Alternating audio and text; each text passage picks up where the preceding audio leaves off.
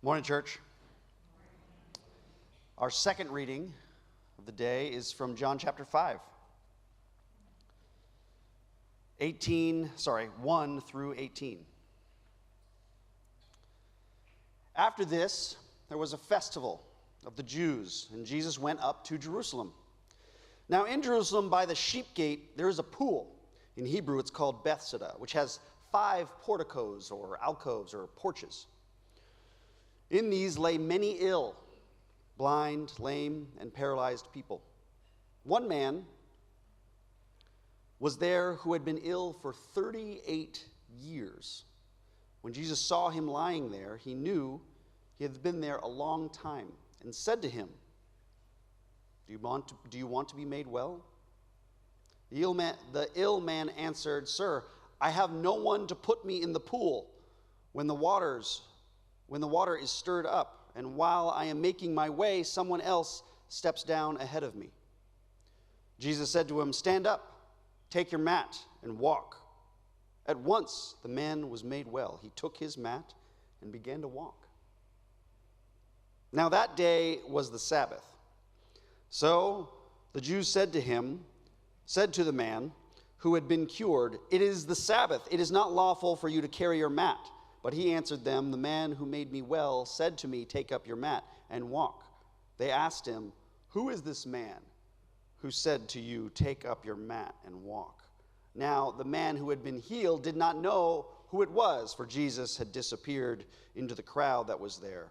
Later Jesus found him in the temple and said to him, See, you have been made well. Do not sin anymore, so that nothing worse happens to you. The man went away and told the Jews that it was Jesus who had made him well. Therefore, the Jews started persecuting Jesus because he was doing such things on the Sabbath. But Jesus answered them, My Father is still working, and I also am working.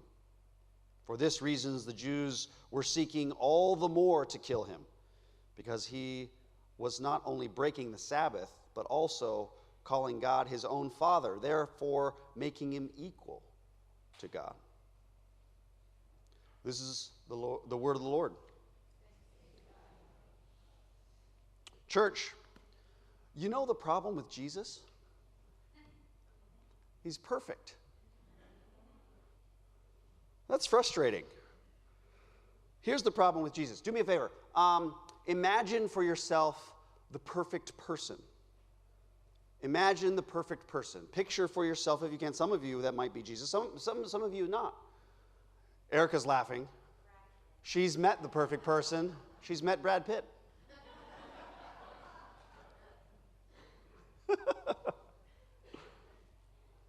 Do yourself a favor. Perfect might include beauty. But it's not only that. We're talking about wisdom. We're talking about courage. We're talking about the perfect person knows how to interact with their in-laws. How does the perfect person interact with their in-laws? How does the perfect navigate traffic or the 405? Grace. The perfect person. Imagine yourself the perfect person. Here's one thing that I know is the truth. We cannot imagine the perfect person. Why? Because we ourselves are not perfect. So we don't have perfect imaginations. So automatically we're falling short. But we're still going to do our best. We're going to try to imagine a perfect person. Here's the second thing I know about the perfect person. The perfect person will inevitably surprise us. Perfection is very surprising. Part of that reason is because we think we know what perfect is. And then when perfection actually goes about the action, it doesn't do what we thought it would be, and therefore we're like, you're doing it wrong. Or the second reaction is we get just past the you're doing it wrong because I have the right idea about what perfection is. And we get to, oh, what? Oh, yeah. That is perfection. That is the perfect way to go about the situation. No matter what, perfection is surprising. We are surprised by perfection. In this story, Jesus attempts to heal twice, but maybe only succeeds once. We got a lot to cover, church, so let's dive in. First off, we're going to talk about three things. We're going to talk about the author, we're going to talk about the guy, and we're going to talk about the Sabbath. First, let's talk about the author. Let's talk about John and the gospel according to him. The Gospel of John is a part of the Bible. And I don't know if you know this about the Bible, but the Bible is wont to reference itself. The Bible is not a book. The Bible is actually a library of books that we all put together into one book. So it's actually a whole library. And this library references itself constantly. It's constantly referencing itself. John in the Gospel is no different. He kicks off the Gospel by saying, by basically quoting, doing a little synopsis of the beginning of the Bible, which is the creation story. John kicks it off like this: in the beginning was the Word. The Word was with God, and the Word was God. Absolutely, automatically quoting, kind of referencing Genesis right there. John is no different, along with the Gospels. Number two, John is also comprised of a whole bunch of different signs. These signs are the signs that Jesus reveals himself to be. How he reveals himself. Who is this Jesus person? Well, there's big signs throughout the Gospel of John. And they all take different forms and kind of look different ways. There are signs that reveal who Jesus is. In the first sign, you all have heard this many, many times. The sign is the Jesus at the wedding in Cana, where he takes a whole bunch of water and turns it into wine at a party, because Jesus is awesome. The second sign, he's meeting with a man who's got a servant who's sick back home, and he comes and says, "Jesus, come with me. I need you to come heal this sick person." And Jesus says, "Don't worry about it. Go ahead, head back home. They'll be healed." Second sign. Third sign is our story today. It's the healing of the paralytic at the pool of Bethesda. Here's the third thing you need to know about the author, about the gospel, about what we're dealing with. John heavily emphasizes a theme of water. So he opens up the gospel with a reference to the creation story, which is God hovering over the pools or the waters of the earth. We move on to John talking about, he goes and meets his cousin, John the Baptist, and what do? They go down the Jordan and they get baptized in water, in the river. And then after that, Jesus immediately goes and meets with the Samaritan woman. And what's the Samaritan woman doing? Do we know? She's going to the well to get water. Why? To drink, because she's thirsty. And Jesus, of course, does classic Jesus things. I am the water. You drink and you'll never be thirsty again. More water. And then immediately after that, we hit our verse in chapter 5. And what's Jesus doing there? He goes to a pool of water that has mystical powers. The legend around this pool is that every once in a while, maybe once every year, the pool is stirred, but there's no wind. Something stirs the water, and they call it an angel of the Lord. And when the waters of the pool get stirred, you can go down into the pool and you'll be healed of whatever malady. And that's why everyone's are in these porches, in these like sitting areas, waiting for the legend to come true. All of these reference water. And this is just in the first 5 chapters. Go read John and focus on the theme of water. You'll see it left and right. Now let's talk about the guy. Our guy here is referencing this legend. He's sitting at the pool of Bethesda because he's waiting for the waters to be stirred so that he can go in and be healed. Our guy is an invalid. We don't know why he's an invalid. We don't know if he got in a car wreck and he can't walk anymore. We don't know if he was born that way and he's 38 and he's been an invalid for 38 years. He could be 52 and something happened in his childhood, a disease or something. We don't know why he cannot walk. However, there is an important detail here, and it is not random. He's been ill for how long? 38 years. Let's remember, that after the Israelites made their exodus out of Egypt, they spent about 2 years around Mount Sinai, getting the law, receiving the law, and then messing up with the golden calf. You guys remember this story? You guys have seen Charlton Heston's Exodus movie? Yeah. And then they go to the border of the promised land, and they send some 12 spies in. Do you guys remember this? And the 12 spies come back, and only Caleb and Joshua are like, we can do it. And everyone else is like, no, we can't. And then they get sentenced to wander the wilderness for 40 years. And how many years have they spent in the wilderness so far? So there's 38 years left. The people of Israel wander in the desert.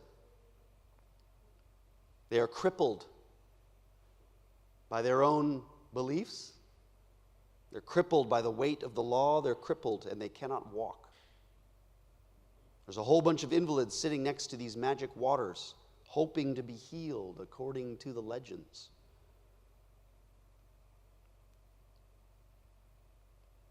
This guy isn't just a guy, he's also an allusion to the people of Israel. And if you haven't picked this up in the Bible yet, the people of Israel is also an allusion to us. How long have we been crippled? And then an important thing happens. Jesus shows up. Perfection itself. It's important to know that the guy doesn't go out of his way to go find Jesus. Jesus goes and finds our guy. Which is to say that Jesus meets us where we're at, no matter where we're at.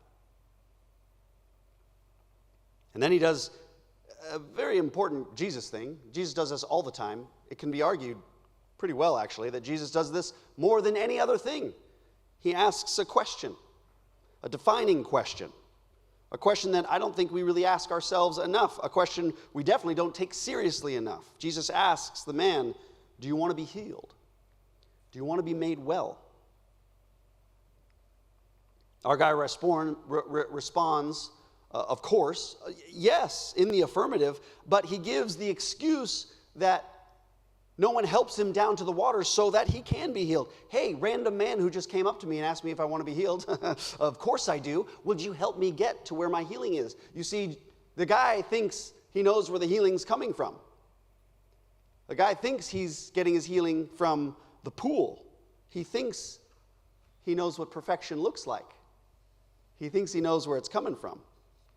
What he doesn't understand, what surprises him, as perfection is wont to do, is that healing is standing right in front of him. The living water in chapter 4 with the with the Samaritan woman outside the well was standing right in front of her. I am the living water. Immediately following, in the next chapter, Jesus is standing right in front of the same situation. I'm standing right here. Do you want to be healed? Do you want to be made well? Jesus also does something Jesus is wont to do. He doesn't mess around. Immediately heals him. Get up. Take your mat. Walk. And so the man does.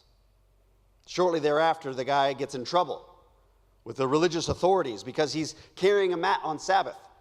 And you're not supposed to do that. The man does a very typical human thing also, which is pushes the blame. We're so good at that.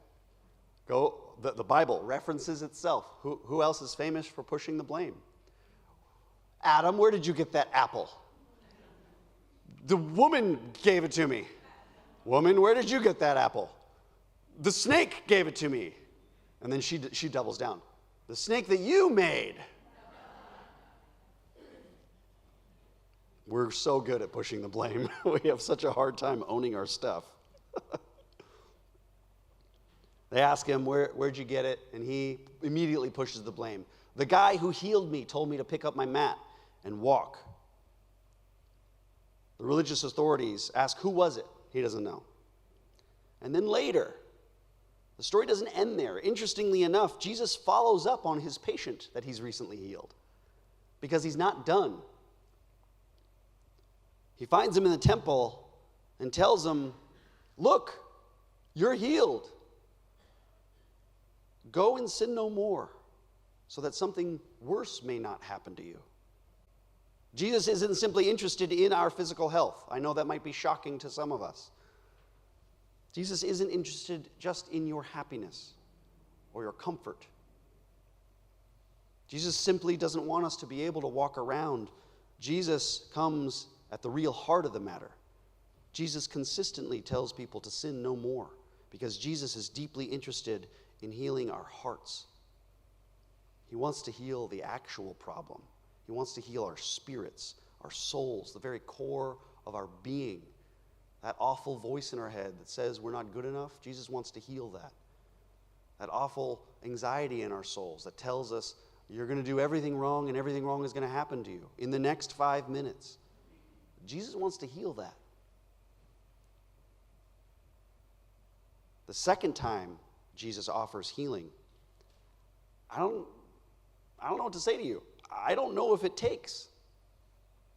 Because what happens right after that? Immediately after that, the guy gets up and immediately goes and tells the religious authorities, it was Jesus who healed me. It was Jesus who told me to pick up your mat and walk. Of course, the religious authorities confront Jesus, tell him that you're not supposed to walk on the Sabbath. You're not supposed to work on the Sabbath. Only God can work on the Sabbath. And Jesus gives an amazing answer. Yeah. My Father is still working, and so am I. Implying, what does that make me? Church, we got a guy who is deeply broken. He can't walk. God goes out of his way to heal this man. But first, God asks him, do you want to be healed? But we need to remember that our ideas of what healing is, our ideas of what perfection is, our ideas about what wholeness is, may not be the most accurate. You see, many of us come to God in the same way. We see our healing coming from a source, the pool. We see our wholeness coming from a source. We know where our success is coming from. We know where our belonging is coming from, our purpose is coming from. We think we know. We think if we get, success, or we get the beautiful spouse, that'll fix it. If we get the cash in the bank, or that big home on the hills, if we get a couple kids, if we get that shiny car, it might be if we get the opinion of everyone else considering us intelligent. It might be if we get the conversation correct and we are right. It might be if we win the argument. We think we know where the healing is coming from. If we get X, Y, Z, then the voices inside will be quiet. It might be that your family is finally proud of you. I don't know what it is. You know what it is. I don't. Whatever it is, we think we know where our healing is coming from. It's coming from the pool, right? It's coming from over there. It's coming from the thing that I don't have. When oftentimes God is standing right in front of us. The actual healing, the actual wholeness, the actual being of healing is standing right in front of us, asking us, do you want to be healed? Do you want to be made well? I think that is why this is my favorite passage these days. I've run into it a bunch lately. And the question, if you take it seriously, it hits like a truck. Do you want to be made well? Do you want to be healed? Because that's the case. If that is the case, your old life has to end. Your old beliefs have to die. Your old ideas about what you need are going to change. This is the serious business of the good news of the gospel. The old has gone, The new has come. You are a new creation. You don't have to let that thing your mom told you when you were 12 govern your life anymore. Do you want that? Do you want to be healed? That question, if you take it seriously, is asking you if you would like to die. Because in order to live this new life, your old one has to. Do you want to give up what you think perfection is? Do you want to give what you think will make you happy up? What you think joy is? Because the reality is that joy is standing right in front of you, telling you to get up and walk. Church, if you take anything away from this passage today, I hope that you ask yourself a very serious question. Do you want to be healed? Not just of body, but of heart, of mind, and of spirit. Do I want to allow Jesus to be my joy, God to be my joy, not just get me what I think my joy is? Church, this is the meaning of John's third sign in his gospel. What made the religious authorities mad at Jesus is that they thought Jesus was disrespecting the Sabbath. But Jesus, unbeknownst to them, is the Lord of the Sabbath. Jesus is the one who actually brings rest. Jesus is the one who actually brings healing and wholeness. And they're still looking at the pool. But the healing waters of the Sabbath is standing right in front of them, asking them, and frankly, asking us, do you want to be healed? Amen? Amen. Let's pray.